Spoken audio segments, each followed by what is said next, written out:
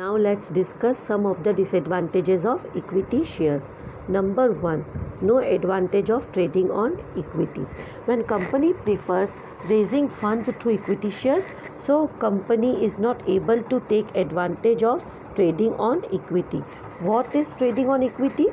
Students, there are certain advantages of having borrowed fund by the company, but if company prefer equity shares, so company is deprived of having such advantages from borrowed fund. Next one, as equity capital cannot be redeemed, there is a danger of over capitalization. As we know, equity shares are the long term funds and it is redeemed only at the time of liquidation of a company. So sometimes company has to face over capitalization. Third, shareholders can disturb the management by manipulating and organizing themselves. Students, as we have studied that in company form of business, there is a diverse group of management and ownership.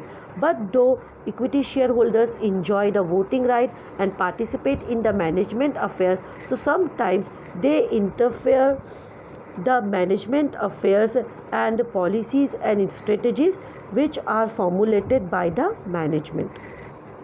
Fourth one, higher dividends lead to increase in share value and speculation. So equity shareholders get higher rate of dividend in case of earning more profit in the company in any year. So it may lead to increasing market value of the share, which lead to undue advantage of speculations. Shareholders may take undue advantage of speculations. Fifth one, not attractive to investors who prefer safety and fixed income.